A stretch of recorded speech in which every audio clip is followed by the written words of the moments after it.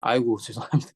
제가 아이고, 음소거 눌러놓고 지금까지 막 혼자 떠들고 있었네. 알려주셔서 감사합니다. 진짜 한 3분을 저 혼자 음소거 눌러놓고. 진짜. 네, 다행입니다. 다시 처음부터 다시. 어, 참, 환장하겠네. 빌립보서 3장에서 사도 바울은 그 전에 이제 1장, 2장에서 이야기했던 것과는 좀 다른 결의 이야기를 하죠.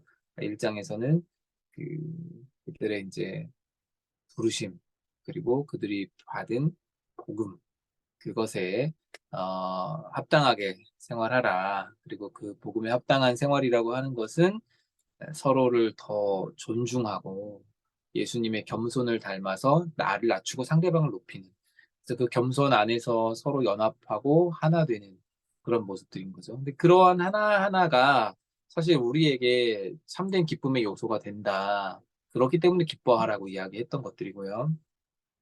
2장에 넘어와서는 너희가 받은 구원에 대하여서 이제 설명을 하고, 그 구원받은 사람답게 행동하는 것, 거기에서부터 또 이제 이야기하는데, 그게 이제 또 그리스도의 겸손으로 연결이 되어서 구원받은 우리는 그리스도의 겸손을 본받아 겸손하게 상대방을 높이고 또 하나 되어서 복음을 위해서 합력하고 함께 동역해야 된다. 이제 이런 이야기들을 쭉 했습니다. 그러다가 3장에 넘어와서는 조금 다른 결의 이야기를 했죠. 그것은 교회를 어지럽히는 사람, 그러니까 교회 가운데에 계속해서 그 다른 변질된 복음을 말하는 사람들이 있다. 그것으로 교회를 공격하고 그것 때문에 교회를 책잡는 사람들이 있다. 그게 이제 유대주의자들이죠. 그들에 대해서 사도 바울은 개들이고 뭐 육체를 손상하는 사람들이고 뭐 이제 이런 식으로 행악하는 사람들이고 이렇게 표현하면서 그들의 주장과 그들이 또 내세우고 있는 것들, 그리고 그들이 교회 가운데 가만히 들어와서 자꾸만 주는 영향들에 대해 원천 차단하기를 원했습니다. 그러니까 사도 바울이 중요하게 생각했던 것은 내부적으로 하나 되지 못하는 그 시기심과 경쟁 의식, 이것들이 깨어져야 한다. 복음으로 말미암아. 또 외부적으로 들어오는 여러 많은 어려움들과 복음을 변질시키는 수많은 위기들, 이런 것들에 대하여서 하나됨으로 맞서 대항해야 된다. 그렇게 이제 이야기를 했죠. 그게 뭐가 그렇게 큰 문제고 중요한 문제인가 생각할 수 있는데, 이 복음이요, 우리가 믿고 있는 이 그리스도의 복음이, 그러니까 쉽게 다른 것들과 연결되었을 때에, 혹은 복음을 똑같이 말하는 것처럼 보이지만 그 복음으로부터 출발하지 않고 복음에 무언가를 덧붙였을 때 복음에 더해진 무언가가 되는 것이 아니라, 아니면 복음이 확대 발전되는 것이 아니라 복음의 변질을 불러온다라는 것, 그게 이제 굉장히 무서운 점입니다. 여러분, 한때 한국 교회뿐만 아니라 세계 교회를 떠들썩하게 하고 굉장히 유행했던 게 뭐였냐면, 긍정의 힘과 같은 어, 번영신학이라고 하거든요. 그게 이제 굉장히 유행을 하던 때가 있었어요. 근데 여러분, 그들이 주장하는 바를 책 한두 권만 읽어봐도, 그리고 설교를 한 편만 제대로 들어봐도, 이게 그리스도교가 맞아? 라는 질문이 나올 수밖에 없어요. 근데 이제 사람들은 똑같이 교회라는 이름 안에서, 똑같이 예배라는 형태를 통해, 똑같이 설교자가 등단해서 그런 이야기들을 전달하니까, 다들 뭐 기독교 신앙 안에 한 갈래이거나 아니면은 뭔가 또 새롭게 볼 수 있는 시야를 열어주는 일인 줄 알고 더 굉장히 좋아했어요. 그리고 그 내용이라는 것이 굉장히 달콤한 내용들이거든요. 하나님이 여러분들이 잘 되기를 원하십니다. 여러분의 영혼이 잘 되는 것처럼 여러분이 범사에 잘 되기를 원하십니다. 여러분이 기도하면 하나님이 다 들어주시고, 여러분의 생각이 짧고 여러분의 생각이 닫혀 있어서 하나님이 응답을 못 해주시는 것 뿐이지, 여러분이 생각을 넓게 열고 여러분들이 마음을 크게 먹고 여러분이 진정으로 믿음으로 기도하면 하나님이 모든 사업과 건강과 인생에 있어서 축복을 쏟아붓지 않는 분이 아니십니다. 이런 식으로 이야기를 하는 거예요. 듣기가 너무 좋잖아요. 그 사도 바울이 이야기했던 그 말세에는 사람들이 귀가 가려워서 듣기 좋은 말을 하는 스승을 많이 둔다고 했던 그 이야기가 저는 그 말 들으면서 딱 생각이 나더라고요. 결국엔 여러분 어떻게 됩니까? 모두를 만족시키기 위해서 그들이 내세우는 그 주창들에 따라 모두가 하나님이 잘 되기를 원하시고 긍정적으로 생각을 품고 있으면 모든 일이 다 잘 풀리고 뭐 그러다 보니까 결국에는 인제 어떻게 되느냐, 그 레리 킹 라이브라고 하는 이제 미국의 시사 프로그램에 레리 킹이라는 사람이 진행하는 그 프로그램에 그런 긍정의 복음 혹은 번영신학의 이 가장 아이콘과 같은 그 조엘 오스틴이라는 사람이 나와 가지고 이제 질문을 받고 하고 이야기를 나누는 그런 시간이 있었는데, 조엘 오스틴은 예수 그리스도의 유일성에 대해서 믿지 않아요. 그가 이야기하는데 뭐 이슬람교도들은 또 뭐 이슬람교도 나름대로의 무슨 구원이 있지 않겠냐. 불교도들은 또 나름의 구원이 있지 않겠냐. 내가 이야기하고 싶은 것은 그냥 나는 그냥 그렇게 하나님을 믿어야 구원받는다고 믿는 것인데 내 믿음은 그러하지만 그들의 믿음도 존중되어야 된다. 만 이런 식으로 이야기를 해요. 그러니까 복음이라고 하는 것이 누구를 만족시키기 위한 것이 아니잖아요. 진짜 만족을 시켜야 된다면 하나님을 만족시켜야죠. 그런데 우리가 복음이라고 하는 것에 사실은 사람들이 가지고 있는 인간의 욕망들을, 결국에는 이것이 이제 돈으로 귀결되는데 우리의 그 욕망의, 즉 돈을 추구하는 그 마음의 해소점과 해결점이 하나님이라고 두어서 그 하나님을 우리의 마치 램프 요정 지니처럼 원하는 모든 바를 이루어 줄 수 있는 존재인 것처럼 꾸며냈던 그 번영 신학은 결국에는 기독교가 아니다라는 판결을 받는 거죠. 판정을 받고. 근데 인제 이런 일들이 종종 일어납니다. 정치 세력과 결탁된 기독교 신앙도 있어요. 그러니까 기독교 복음 안에 정치 세력들이, 정치적 이데올로기들이 가만히 들어와 가지고 그것을 이제 막 그렇게 복음의 어떠한 측면들 가운데에서 정치적 요소들도 분명히 존재하거든요. 예를 들면 뭐 이렇게 진보 쪽이라든지 그런 이제 뭐 인권과 평화와 평등과 뭐 요런 것들, 부의 재분배 요런 것들을 강조하는 성경적 내용들이 분명히 존재해요. 그래서 그것을 가지고 와 가지고 남미권에 있는 이제 사람들이 해방 신학이라는 것을 만들었어요. 복음에 우리의 자유롭게 하는 그런 측면들을 굉장히 강조하면서 복음이 인간의 모든 속박과 모든 얽매여져 있는 것에서부터 우리를 자유롭게 하는 것이고 노동자들의 정당한 권리를 보장받기 위해 하나님께서 인제 이런 식으로 보는 거죠. 그런 측면이 없는 것은 아니지만 정치 이데올로기와 결탁되어진 그런 그 진보 쪽 계열의 신학들은 그런 또 해방 신학이라고 하는 이름 하에 그게 또 한국에 이제 군부 독재 시절에 그게 그대로 들어와 가지고 한신대를 중심으로 한국 교회에서도 일정 부분 영향을 많이 끼쳤어요. 그래서 그들이 말하는 그런 평화, 그런 뭐 공존과 화해 뭐 이런 것들이 이제 일반적인 사람들이 볼 때는 '아니 저 사람들은 왜 이렇게 북한과 친화적이야.'라고 생각을 하는데 그들의 신학적 사상이 그런 것들을 추구했던 거예요. 그것도 반대의 영역에 있는 사람들은 또 마찬가지죠. 지금 뭐랄까요? 그 이제 진보 보수라든지 뭐 거기보다 더 나아간 극우 세력들이 이제 교회라고 하는 타이틀을 딱 가지고 거기서 굉장히 막 강조하는 것들이 무엇입니까? 뭐 동성애 금지, 뭐 차별금지법 철폐 요런 것들을 가지고 막 이야기를 하잖아요. 근데 이제 그들은 그 지금 보수라고 하는 정치 지향 자체가 현 상황과 형태를 최대한 있는 그대로 유지해 가면서, 그러면서 이제 부를 추구하고 사회를 그닥 변동시키지 않기를 원하는 거잖아요. 근데 그러다 보니 그런 이제 하나님께서 주신 명령 가운데에 특별히 그런 부분도 있어요, 분명히. 그러니까 하나님이 동성애를 죄로 여기시고 가정을 소중히 여기셨고 그 가정의 창시자가 하나님이시니까 가정 공동체. 그런 측면들도 분명히 있는데 또 거기서 이제 그들은 또 너무 나가니까 정치 이데올로기 안에서 자신들의 그런 생각이나 그들이 믿는 바와 맞지 않는 자들은 거의 뭐 마치 무슨 사탄의 졸개들인 것 마냥 그렇게 이제 매도하고 치부하는 그런 경우들이 있죠. 제가 이제 좀 비근한 예들을 들었는데 교회 안에 가만히 들어온 그런 그 사조와 사상과 생각들이 복음에 결합되어서 복음을 확장시키고 키워나가고 그 뜻과 의미를 선명하게 드러내주는 것이 아니라 절대 아닙니다.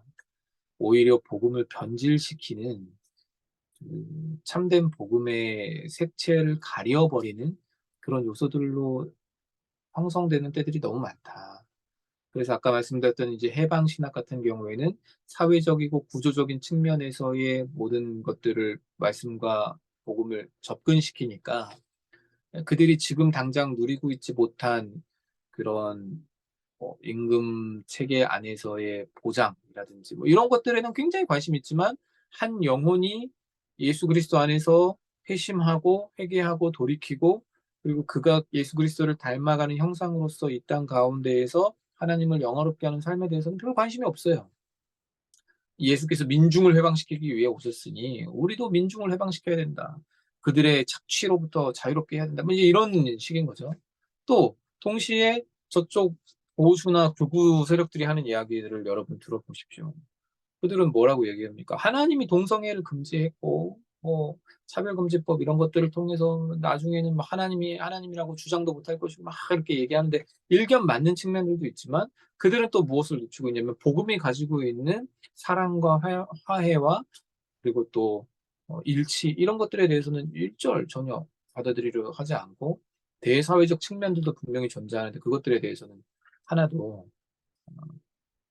이제 중요하지 않게 여기는 상황이 되는 거죠.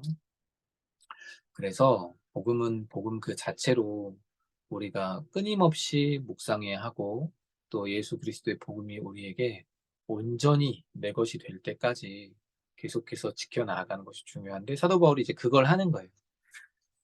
자, 그러면서 이제 오늘 이 서론은 좀 길어졌는데 오늘 본문 말씀에 사도 바울은 이제 이렇게 이야기를 합니다. 그 12절에 보니까 내가 이미 얻었다 함도 아니요 온전히 이루었다 함도 아니라라고 이야기를 하면서 그 유대주의자들이 온전해지는 복음에 대해서 예수 그리스도를 믿는 것만으로는 부족하고 예수 그리스도를 믿는 믿음 안에다가 유대인이 되는 이러한 절차들을 더해야 즉 할례를 더하고 안식일을 지키고 뭐 음식법을 준수하고 이런 것들을 너희들이 더해서 유대인이 완전히 되어야 그래야 온전한 구원으로 도울 수 있다. 너희들은 온전히 이루지 못했다. 우리는 온전히 이뤘다. 이제 이렇게 말하는 사람들이었다는 거죠. 그래서 사도 바울이 말합니다. 나는 온전히 이루는 것 아니다. 그런데 내가 온전히 이루지 못했다는 것은 율법의 준수를 내가 못했기 때문이 아니라 나는 여전히 예수 그리스도께 잡힌 바 된 그것을 잡기 위해서 그것이 나에게 필요한 줄로 믿기 때문에 여기가 중요하다고 생각하고 달려가고 있다. 이제 그렇게 이야기를 하는 거죠. 그래서 12절, 13절에 그런 이야기를 쭉 하고 그리고 14절에 표대를 향하여 그리스도 예수 안에서 하나님이 위에서 부르신 부름의 상을 위해 달려가고 있다. 나는 멈춰 있지 않고 나는 이미 다 완성됐다고 생각하지 않는다. 이 전 시간에 사도 바울이 그것을 얘기했지 않습니까? 자기의 육체적 배경들, 자기가 예전에는 정말 하나님께서 주신 복이라고 생각했던 수많은 것들, 그런 것들이 도리어 예수 그리스도를 알고 믿는 것에 방해가 된다고 생각을 하니까 그것을 그냥 다 배설물로 여겨버리고 가장 고상한 지식인 예수 그리스도를 아는 것 거기에 매진하기를 원했다라고 사도 바울이 이야기를 하잖아요. 그게 진짜 우리를 온전하게 하는 것이니까. 그래서 사도 바울은 지금까지 내가 했던 모든 것들, 여기서 이제 자신이 했던 모든 것들은 두 가지 의미로 생각할 수 있는데, 첫 번째는 앞서 말했던 자신이 배설물로 여겼던 모든 것들, 그런 거 다 뒤로 해버리는 것. 두 번째로는 사도 바울이 사도로서 사역하며 수많이 이루어 놓았던 그 복음의 사역들, 이제 그런 것들 또한 이야기할 수도 있는 거죠.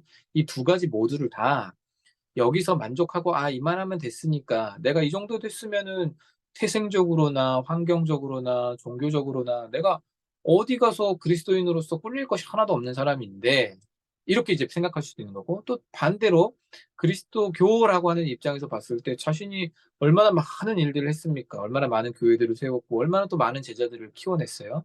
그러나 그럼에도 불구하고 이 모든 내가 지금까지 해왔던 것들은 예수 그리스도를 조금이라도 닮아가기 위한 과정들이었을 뿐이지, 이것이 내 자랑 혹은 내 영광, 내 의의를 드러내기 위한 것이 아니니까 나는 끝났다고 생각하지 않고 마지막 순간까지 주님이 나를 부르셔서 그 부르심의 상을 받는 그 순간까지 예수님께 잡힌받은 그것, 부활의 영광, 거기에 동참하기 위해서 계속해서 뒤에 한 일들은 다 잊어버리고 앞에 하나님이 마련해 놓으신 표대, 그것을 위해서 나는 달려갑니다. 그러면서 이제 15절에 그러므로 누구든지 우리 온전히 이룬 자들.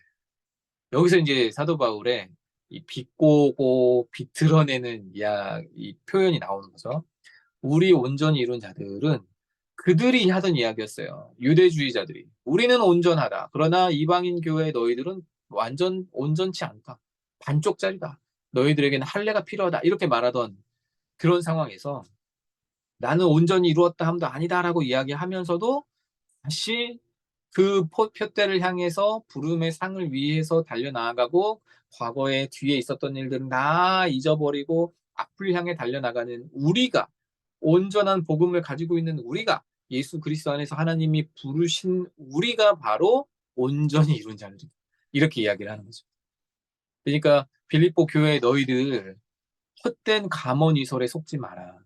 지난번 시간 여러분 주제 제목이 뭐였냐면 참된 것과 거짓 것을 구별할 수 있는 지혜가 있음으로 우리가 기뻐할 수 있다였거든요. 그들이 그렇게 이야기하는데 그것이 가짜다, 그것이 참된 것이 아니다, 그것이 성경적이지 않다라는 것을 구분해낼 수 있는 것이 진짜 참된 기쁨의 이유 중에 하나입니다. 여러분 생각해 보세요. 밀평생을 내가 믿고 따르고 섬기고 충성했는데 알고 보니까 그게 이단 사설이었고 알고 보니까 그게 비성경적 반성경적 내용들이었다고 생각해 보세요. 여러분 지난번에 우리 그때 왔던 그 JMS 부총재 그 목사님 그러잖아요. 자기 충성을 다 바쳐서 청춘을 다 드렸는데 알고 봤더니 그게 가짜였고 거짓말이었고 사기꾼이었고 속임수였고, 자기 젊음은 어떻게 되는 겁니까? 자기 일평생은 어떻게 되는 거예요? 예전에 그 어, 신천지 내에서 교리를 가르치는, 뭐라 그러더라? 아무튼 굉장히 높은 지위에 있었던 신천지의 개척 멤버 같은 존재였고, 신천지에서 모든 교리 강사들을 가르치는 교육장이었던 신현웅 목사님이라는 분이 계신데, 그분이 그런 이야기를 해요. 자기는 정말 이게 진리인 줄 알고 여기에 온전히 자기 인생을 다 바쳤다는 거예요.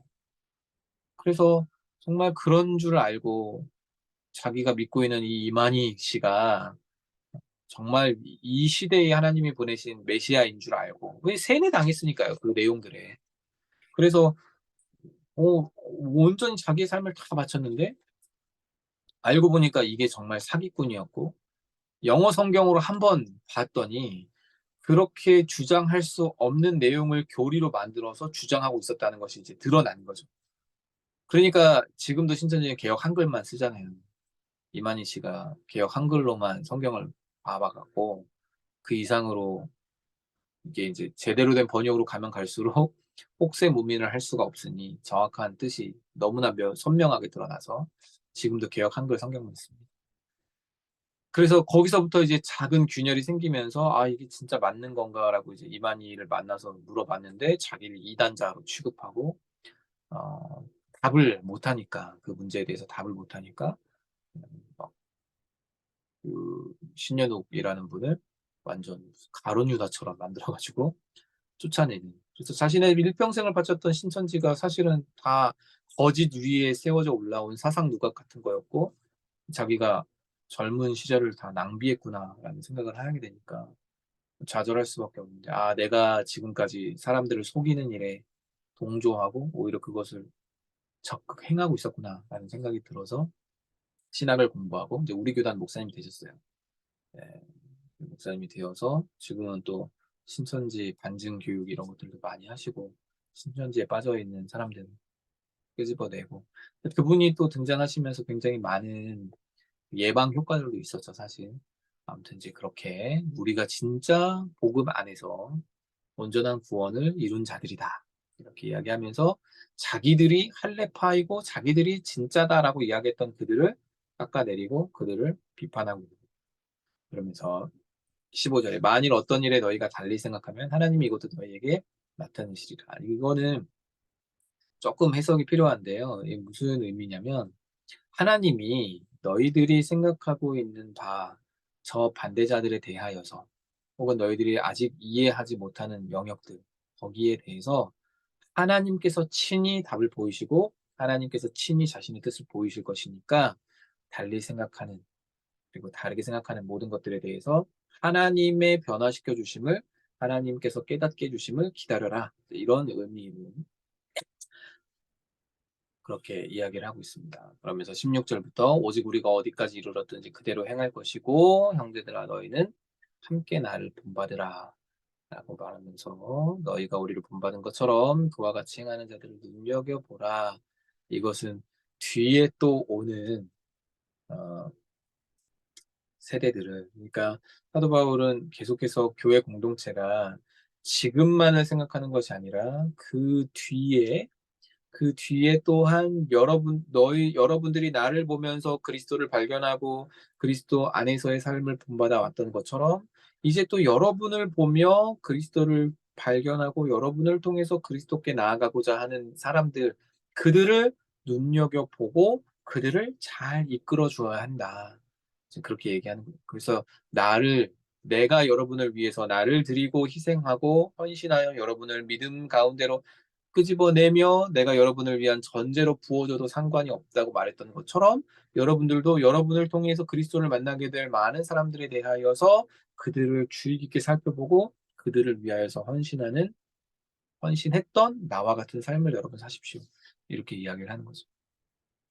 18절에는 또 말합니다. "내가 여러 번 너희에게 말하였거니와 이제도 눈물을 흘리며 말하노니 여러 사람들이 그리스도의 십자가의 원수로 행하고 있다."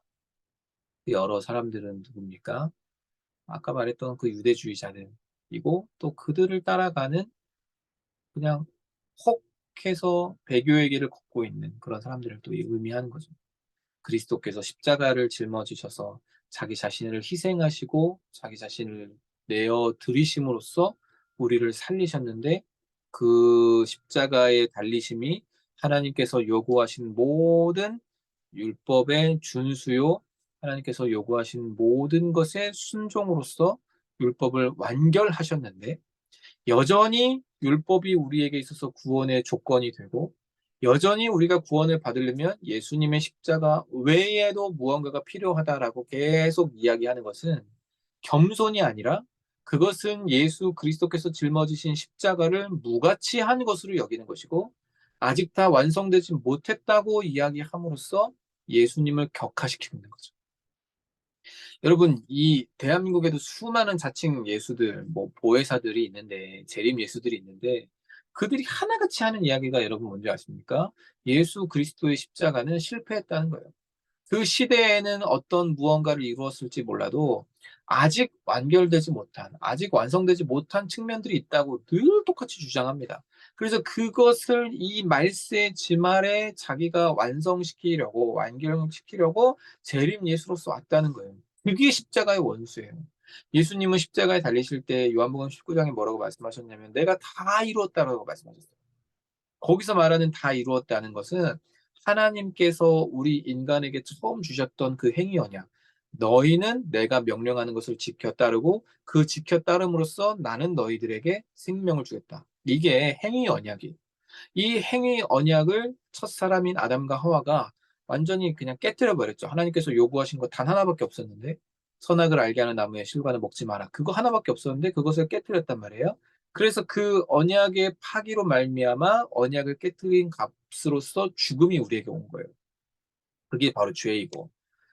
자, 그렇게 되었을 때 하나님께서는 그 행위 언약이 깨어졌음에도 불구하고 여전히 본인은 그 행위 언약을 지켜내고 계셨고, 그 지킴의 증거로서 모세를 통해서 율법을 주셨는데, 그 율법이 613가지가 되는 걸 우리가 다 지킬 수가 없단 말이에요. 우리 힘으로는.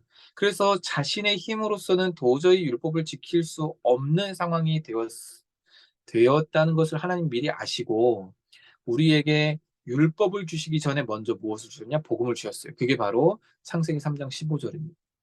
여인의 후손이 와서 뱀의 머리를 상하게 할 것이요. 뱀은 그의 발 뒤꿈치를 물 것이다. 이게 이제 원시 복음이에요. 그래서 여인의 후손으로 오신 이가 우리를 대신하여 자신을 희생하심으로써 우리 죄값을 짊어지신다. 이게 이제 복음의 핵심이 되는 거죠. 그게 예수 그리스도를 통해서 이루어진 것이고요. 근데 예수 그리스도께서 단순히 십자가에 달리셔서 자기 몸을 피를 다 흘리심으로써 우리 죄값을 다 지불하신 것으로 그래서 용서받아서 이제 앞으로는 과거에 지었던 우리가 태어나면서 가지고 있었던 그 원죄와 현재 또 지어왔던 자범죄들 다 제로 베이스로 만들어 놓고 자 이제 너희는 깨끗하게 되었으니까 지금부터 내가 요구하는 모든 율법들을 도덕 법칙들을 다 잘 지킴으로써 너희는 내 앞에서 행위 거룩하여라. 하나님께서 그렇게 요구하시는 것이 아니죠. 어떻게 요구하십니까? 너희는 의롭다라고 여기시는데 그럼 그 의로움의 근거는 뭐예요? 죄 용서는 받았지만 여전히 또 우리는 범죄하는데 죄 용서는 받았지만 여전히 우리 가운데는 죄성이 살아 꿈틀거리고 있는데 어떻게 우리가 의롭다고 인정을 받을 수 있습니까? 그게 바로 예수 그리스도께서 원래 하나님께서 맨 처음 사람과 맺으셨던 그 행위 언약을 율법의 모든 요구사항을 다 지켜 행하심으로써 인간으로서는 그 누구도 지켜 행하여 하나님 앞에 의롭다함을 영원한 생명을 얻을 수 없는데 예수께서 그것을 지켜 행하심으로써 우리에게 하나님 앞에 의롭다는 타이틀을 획득하심으로써 예수 그리스도는 원래 의로우신 분이지만 모든 요구사항을 다 지켜 행하여 하나님 앞에 그 행위 언약을 완성시키심으로써 얻게 된 그 의로움을 우리의 것으로 전가시켜 주시는 거죠. 그래서 예수님은 우리의 죄를 용서하실 뿐만 아니라 하나님 앞에 우리의 판단을 완전 달라지게 만드셨어요. 그래서 하나님은 예수님이 의로우신 것처럼 우리를 또 의롭다고 보시는 거죠. 하나님은 예수님이 이루어 놓으신 그 의가 우리의 것이 아닌데도 우리가 예수를 믿는다는 그 사실 하나 때문에 우리를 의로운 자로 여기시고 마지막 날까지 예수님 사랑하시듯이 사랑하시고 예수님과 교제하시는 것처럼 우리와도 교제하시는 거예요. 이게 이제 복음입니다. 근데 거기에다가 자꾸 내가 뭔가를 더 해야. 내가 예배를 더 잘 드려야. 내가 기도를 더 열심히 해야. 내가 봉사를 더 열심히 해야. 헌신을 더 열심히 해야. 하나님 앞에 사랑받을 수 있어. 아니에요, 여러분. 여러분은 예수 그리스도를 믿는 그 순간 하나님께서 예수님 보시듯이 여러분을 보시는 거예요. 사랑의 마음으로, 사랑의 눈으로.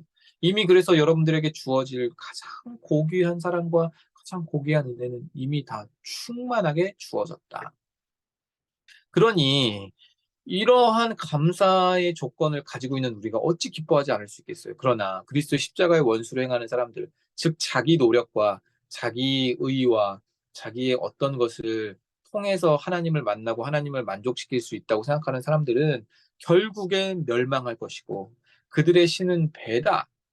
먹는 것, 즉 음식 규정, 이게 자기들의 신이에요. 하나님은 괜찮다고 하시는데, 하나님은 예수 그리스도께서 다 이루셨으니까 괜찮다고 하시는데 그들은 여전히 음식 규정에 매여 있고, 그 영광은 그들의 부끄러움에 있고, 부끄러운 것은 결국엔 이제 할례를 의미하는 거죠. 왜냐하면 생식기를 잘라내는 과정이니까 그 부끄러움에 있고 땅의 일을 생각한다. 이 세상의 일에 세상 사람들의 시선과 뭐 주목하는 것 여기에만 신경 쓰는 사람들.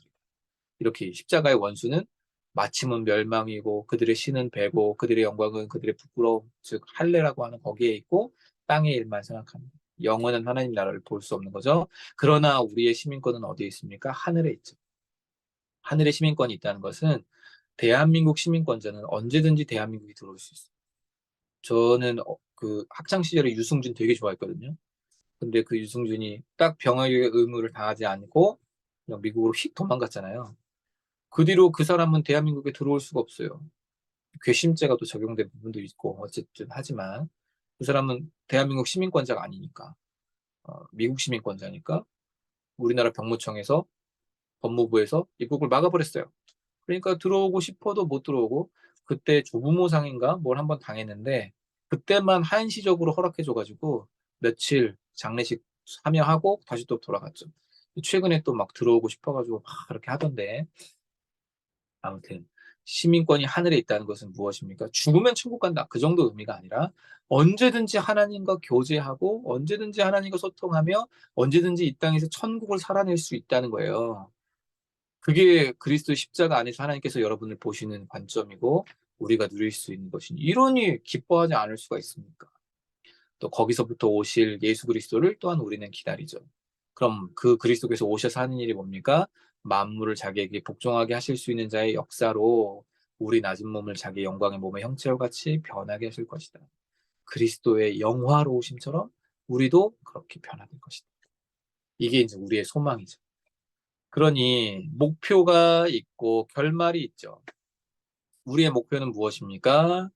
부르신 상을 위하여 달려가는 것.